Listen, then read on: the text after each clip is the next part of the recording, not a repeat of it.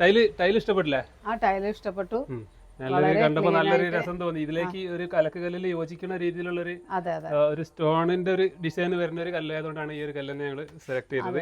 അപ്പൊ ആ രീതിയിൽ നല്ലൊരു അലക്കുകല്ല് ഞങ്ങളിവിടെ ഷൊർണൂർ പണി കഴിച്ചിട്ടുണ്ട്. അപ്പൊ പണി കഴിഞ്ഞ് വൈകുന്നേരം ആയിട്ടുണ്ട്, രാത്രി ആവാനായിട്ടുണ്ട്.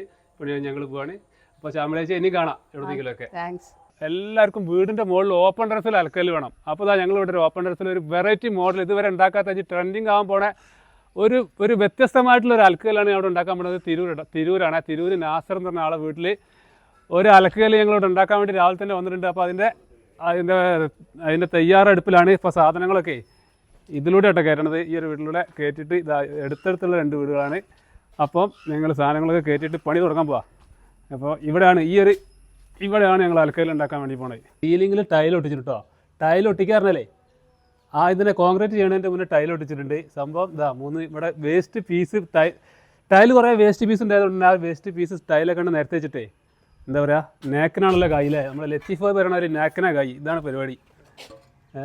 ഈ ഒരു ടൈല് ഇങ്ങനെ വെക്കുക. ഈ ഒരു വർഷം ടൈലും കൂടി ഇങ്ങനെ വെക്കുക. നമ്മളെ വെറൈറ്റി എന്ന് പറഞ്ഞാൽ ഇവിടെ സിങ്ക് വെച്ചിട്ടാണ് ഞങ്ങൾ ചെയ്യാൻ പോണത്. ഈ ഒരു കൊട്ടത്തല നമ്മൾ ഉണ്ടാക്കൂലേ, അത് സംഭവം സിമ്പിളായിട്ട് ഇതിലേക്ക് അത് സിങ്ക് കൊണ്ട് ഇറക്കിക്കുക.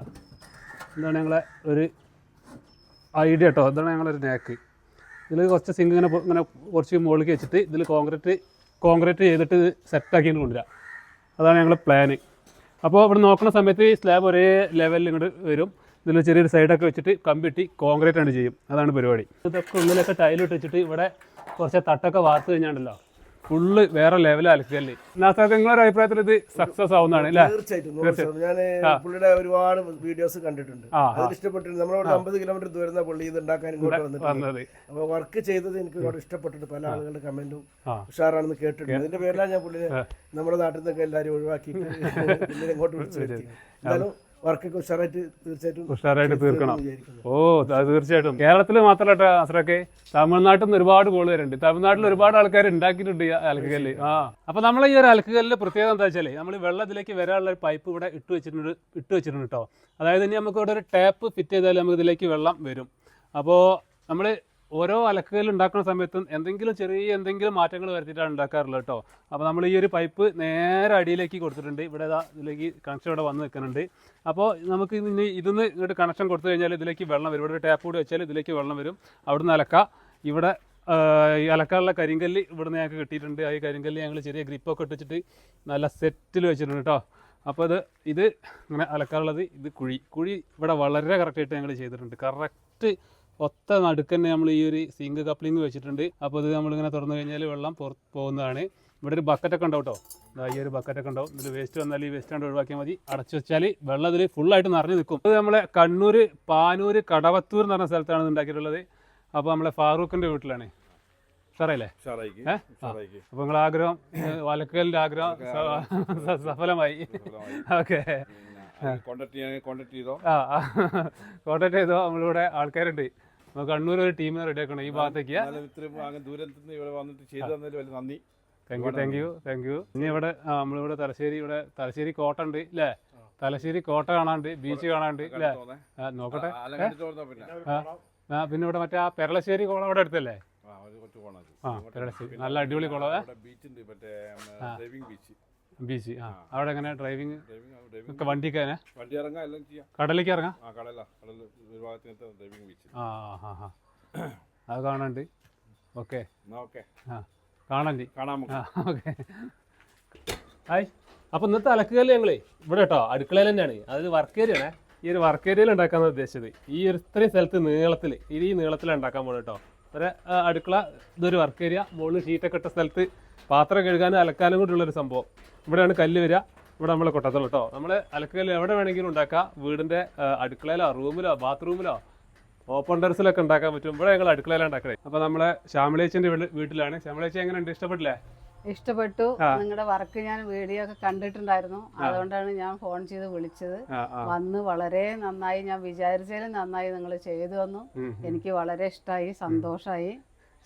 ശ്യാമളേച്ചി നിങ്ങൾ പ്രധാനമായിട്ട് നിങ്ങളോട് പറഞ്ഞിട്ടായിരുന്നു പാത്രം കഴുകണം. എനിക്ക് ഉള്ളില് അകത്ത് കിച്ചണില് വളരെ ചെറിയ ഇതാണ്. അപ്പൊ ഞാൻ പുറത്തൊരു വാഷ് ബേസിൻ എടുക്കണം എന്ന് മാത്രമേ വിചാരിച്ചിട്ടുണ്ടായിരുന്നുള്ളൂ. പിന്നെ നിങ്ങളുടെ ഈ ഐഡിയയും നിങ്ങളുടെ ഈ ഇതൊക്കെ കൂടി കണ്ടപ്പോ ശരി രണ്ടും കൂടി ആവുന്ന മാതിരി എടുക്കാ എന്ന് വിചാരിച്ചു. അതാണ് ഉണ്ടായത്.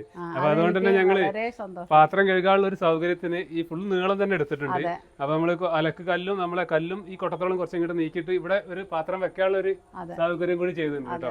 അപ്പൊ പാത്രം കഴുകി ഇങ്ങോട്ട് വെക്കാം, സ്മെല്ലുണ്ടാവുന്നൊക്കെ അങ്ങനെയൊക്കെ അഭിപ്രായങ്ങളുണ്ട്.